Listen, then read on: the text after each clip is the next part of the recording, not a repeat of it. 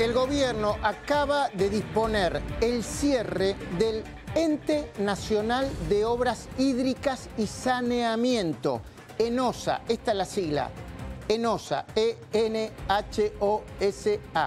El ENOSA, al igual que otros entes descentralizados, como los fondos fiduciarios, por ejemplo, y también lo de las universidades, elude el control de gastos que existe en la Administración Nacional. Esa es la mirada del gobierno en general y del Ministerio de Economía en particular.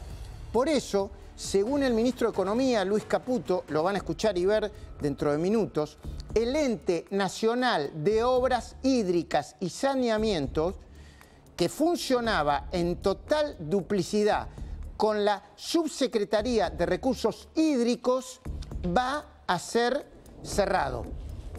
Para Caputo el objetivo era claro: encubrir y distribuir una nueva caja negra de la política. Algunos datos: hasta diciembre de 2023 la Subsecretaría de Recursos Hídricos tenía 184 obras en carpetas, de las que se están continuando solo 29. Al mismo tiempo, el ENOSA contaba con 1.485 obras en carpeta y se le está dando prioridad en este momento solamente a 122. Por otra parte, mientras la Secretaría de Recursos Hídricos empleaba a 145 personas, el ENOSA contaba con 358 empleados hasta diciembre de 2023. Hoy tiene 234 empleados, pero van a ser apartados de su cargo por menos, o por lo menos la mitad de toda la planta. La otra mitad va a ser reubicada en áreas del Estado donde los recursos humanos, dice el ministro de Economía, sean más necesarios. Bueno, esto seguramente va a tener un alto impacto porque el gobierno considera que es un recurso duplicado y acaban de cerrar a otro nuevo ente autárquico y público que, según este gobierno, salía muchísimo dinero. Vamos al comentario editorial ahora. Hasta el cierre de esta columna, hace minutos, Javier Milei seguía convencido de que no tenía que ceder ni un milímetro, es decir, que no debía mover ni un dedo para lograr que no rechacen su postura de vetar el pedido de aumento del presupuesto universitario.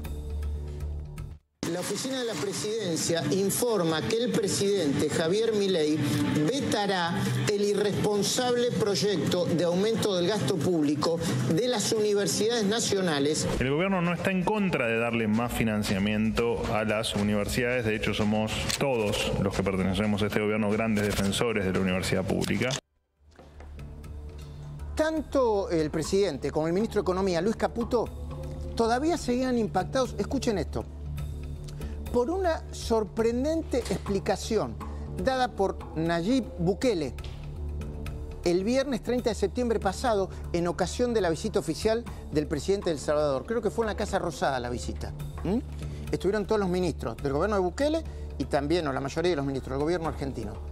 Le habían preguntado, uno de los ministros argentinos, cuál había sido la fórmula para obtener una mayoría parlamentaria aplastante en las elecciones de principio de este año, teniendo en cuenta, sobre todo, que Bukele había gobernado desde 2018, creo, 19, bueno, durante los últimos 4 años, con una minoría todavía más débil que la que presenta la Libertad Avanza en el Congreso Nacional. Entonces Bukele contestó delante de todos los ministros, palabra más, palabra menos. Lo que resultó determinante fue dejar en evidencia a los políticos que trabajaron noche y día para impedir que hiciéramos lo que prometimos que íbamos a hacer. Eso es lo que obtuvo el apoyo de la mayoría de los salvadoreños al gobierno y luego en las elecciones que le permitió obtener una mayoría parlamentaria a Bukele.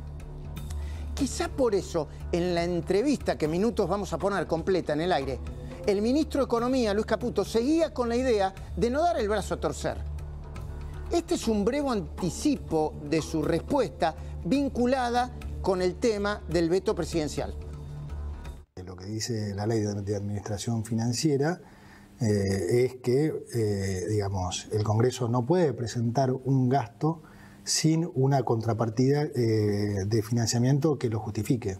La realidad es que están presentando un gasto sin esa contrapartida. Entonces nosotros obviamente vamos a apelar a eso, porque está mal. ¿Pero apelar cómo? Bueno, vamos a ver. ¿Por la vía de la justicia? ¿Por la vía administrativa? Sí, probablemente. No, siempre dentro del marco de la ley. O sea, si realmente la ley nos da la razón, bueno, o en realidad lo que nosotros proponemos, que es lo que sería lo lógico, es debatir lo que quieren dentro del marco que corresponde, que es en el marco de la ley de presupuesto. Claro, tenemos el caso de la Universidad de las Madres de Plaza de Mayo, que del 2020 a 2023 se recibieron el 0,62% de los alumnos, 16. O sea, se gastó 100 millones por egresado. O sea, casi salía más barato. 100 millones de pesos. Sí. Casi salía más barato que, perdón, ministro. Mandarlos a Harvard. Mandarlo a Harvard. Mandar a cada alumno a Harvard. Tal vez por esa idea, la de no dar el brazo a torcer, muy cerca del presidente, le otorgaron mucho valor a las últimas declaraciones de Hernán Lacunza, el último ministro de Hacienda de Macri, quien en una muy interesante nota a José del Río hace algunas horas declaró: si los lunes aumentamos las jubilaciones, los martes las universidades y los miércoles a los pilotos, el jueves sube la deuda y el viernes la inflación.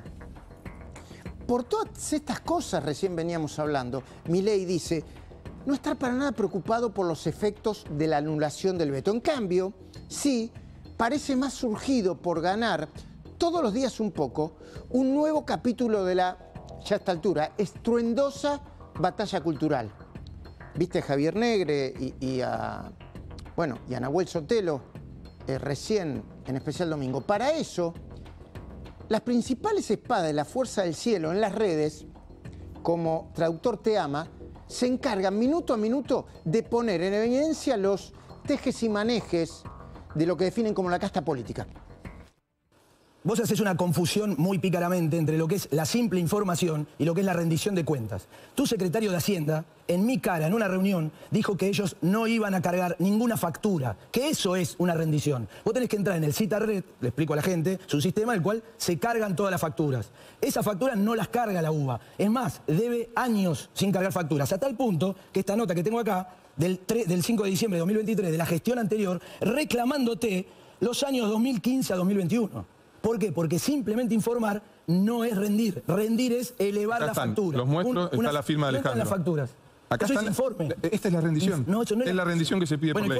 Y la ley de administración financiera en el artículo 14 también obliga a las universidades. O sea, nosotros tenemos que creer.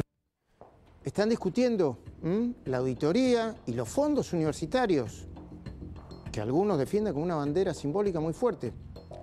Bueno, sería muy recomendable que los analistas clásicos, que se enojan a veces algunos, no subestimaran el impacto de las redes sociales, ni el uso que hace Milei de ellas. Ustedes se deben acordar, el propio Macri, quien todavía aparece en un lugar incómodo después de la victoria de La Libertad Avanza, reconoció, creo que fue en marzo de este año, palabra más, palabra menos. Milei es él, es su hermana, son las redes sociales y nadie más. Por eso ganó las elecciones. Mirá.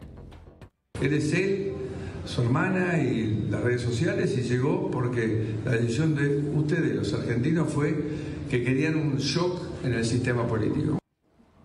Está bien analizado, está bien diagnosticado. De hecho, hoy, a las 11 de la mañana, recién lo comentamos, Macri subió a su cuenta de ex un posteo que bien podría ser convalidado por Javier Milei. Dijo, palabra más, palabra menos. En el debate televisivo sobre la universidad quedó claro que la UBA enfrenta una crisis de transparencia. Desde 2015 no ha presentado ni una sola factura. Ya qué interesante. Pero más allá de esto, el presidente Milei y los otros dos lados del triángulo de hierro, Karina Milei y Santiago Caputo, ¿han sopesado con el cuidado necesario la caída de imagen positiva de Milei y del gobierno a partir de las últimas semanas? A ver, solo para citar la encuesta más reciente, la de Jorge Giacobbe. La novedad en esa encuesta, por lo menos en la de Giacobbe, es que por primera vez, según Giacobbe, la imagen negativa de Milei aparece superando a la positiva, con el 46% contra el 42,2%. Pero del mismo trabajo surgen varios resultados muy interesantes a preguntas de rigurosa actualidad. Por ejemplo, sobre el déficit de las encuestas públicas. Aquí, el 51%, porque hay que sumar las dos, ¿no? El 34 más el 16,6. 51% más considera que Milei tiene razón, solo que casi un 35% entiende que hay que llegar al déficit cero, cueste lo que cueste. Y hay otro, 16,6%, que dice que hay que equilibrar las cuentas, pero con menos ajuste. Y luego, y este es un dato fuerte, casi un 40% considera que Milei está equivocado porque no se puede hacer sufrir tanto a la gente. Casi un 47%. Ahí está, 46,9%. Hay otra pregunta sobre el presupuesto universitario en este caso, también de Giacobbe. Es importante destacar que en su formulación incluye a la ciencia, porque cuando va a nombrar la palabra ciencia parece más progre. Y aquí el 56,1% contesta que está en contra de ajustar la educación y la ciencia. Y el 33% manifiesta estar de acuerdo con que se vete cualquier aumento que ponga en riesgo el equilibrio fiscal. Pero ¿qué acciones juegan en contra y cuáles juegan a favor de Milei hoy, ahora mismo? Sin duda, una que para mí juega en contra es su tendencia a responder con agresividad a gente que, según Milei, no lo respeta o no respeta la gestión de gobierno.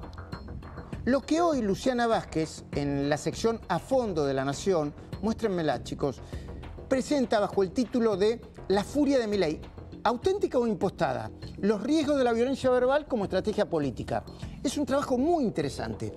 Analiza a los 6 discursos del presidente en la Argentina durante septiembre, incluido el del sábado pasado, el del Parque Lezama, en el que Milei subió el volumen y la intensidad de, bueno, hay que decirlo, sí, de sus insultos, a niveles, eran altos ya, pero fueron a niveles, o fue a niveles extraordinarios. ¿Han visto lo que son los degenerados fiscales en acción anoche? ¡Acá tienen los trolls! ¡Acá tienen los trolls! Periodistas corruptos, ensobrados, estos son los trolls. En 1240. Ay, cómo la sufren los mandriles. No importa, hay un negocio floreciendo que se llama la producción de vaselina para economistas pifiadores seriales. Bueno, la investigación de La Nación a Fondo divide el talante de Milei, pónganlo que es bien interesante, en tranquilo, exaltado y furioso, lo de Luciana Vázquez. Y pone calificativos a los discursos que también son tranquilo, enérgico y de nuevo furioso. ¿Ves? ¿Lo ves? Tranquilo, tranquilo, enérgico, enérgico, distintos discursos. Tranquilo, furioso. Bueno, hay un cuadro también con las citas textuales en muchos de esos discursos. Son degenerados fiscales. Degenerados fiscales del Congreso. Resentidos de izquierda.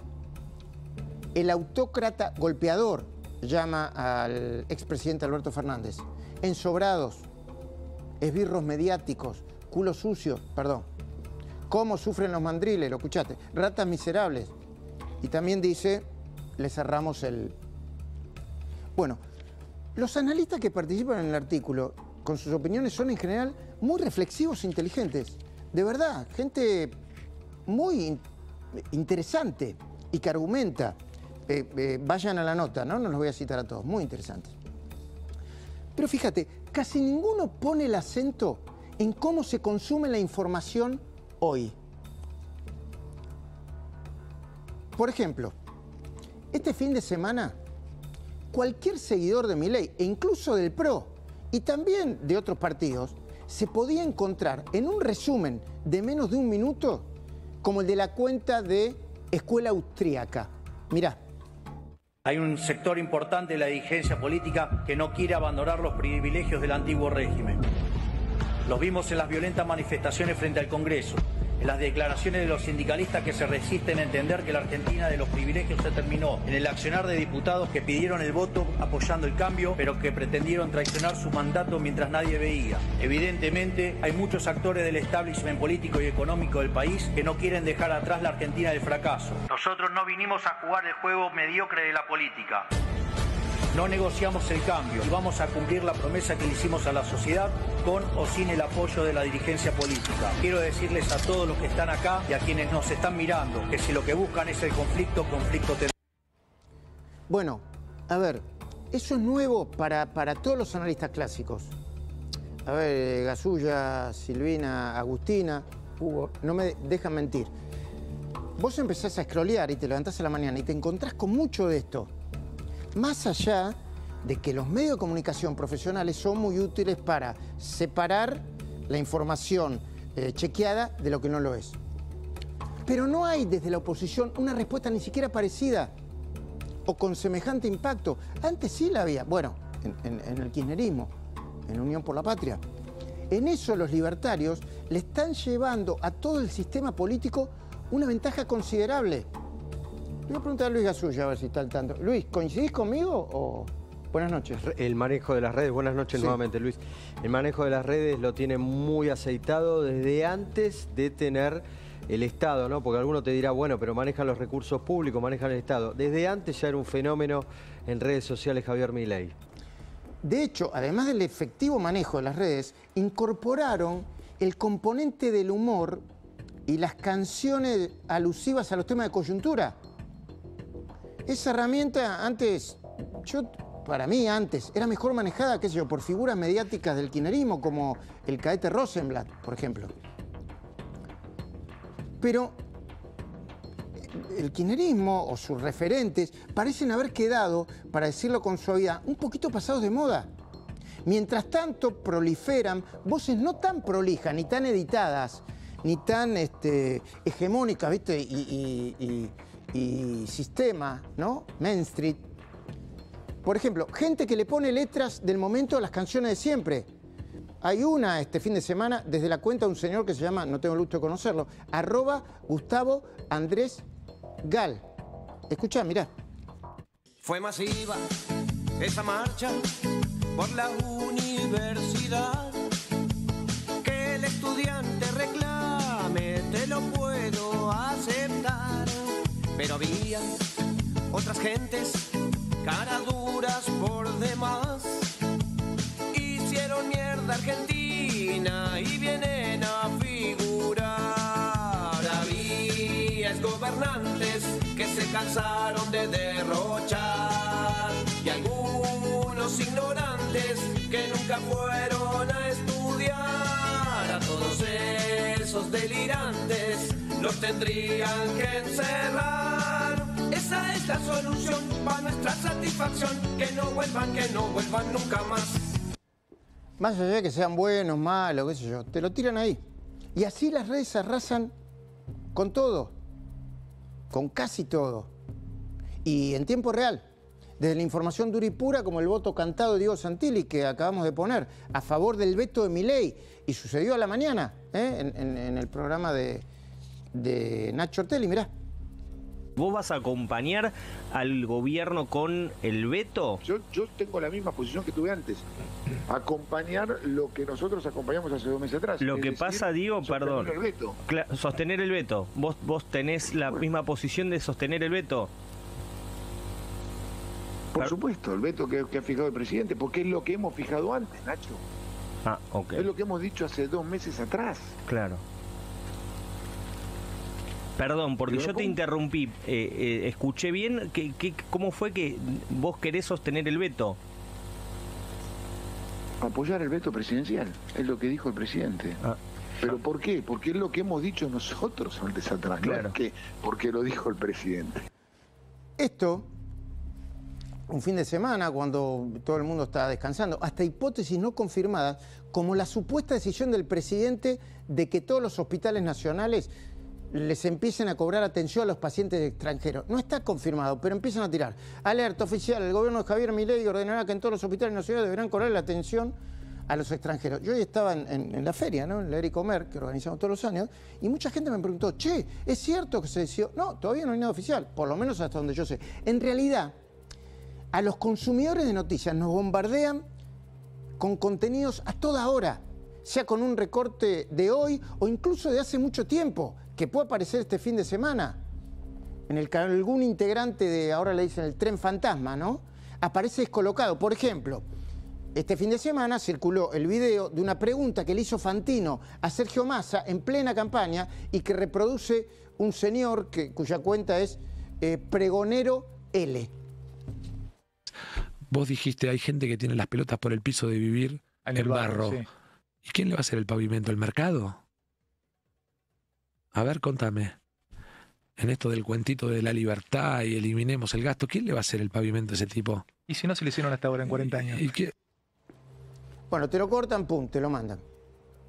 O hay otro con Fernando Cerimedo, que, bueno, apoya abiertamente al gobierno de Milei, creo que era el director de La Derecha, ¿no? El diario La Derecha, Luis. La Derecha Diario. La Derecha Diario. Sí, La Derecha Diario. Respondiendo a un militante, mirá lo que hacen, toman un video de un militante, creo que de izquierda, de la Universidad de La Plata, llamado Leonel Acosta, quien mostraba en el video a las ratas de la Libertad Avanza, huyendo, impedida de dar una charla a la que habían convocado a su gente, y te lo da vuelta.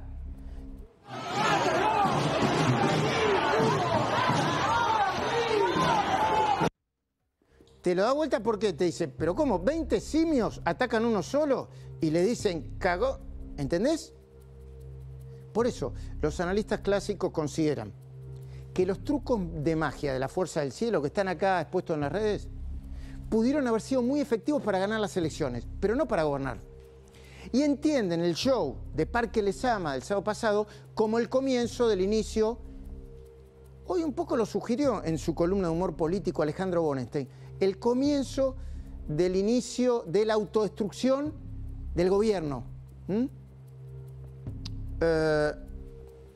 Pero, bueno, también se dicen a sí mismos, los intelectuales de Miller, o de Milei, insisten con que las críticas sobre las formas esconden una cierta tolerancia al oscurantismo y a la corrupción.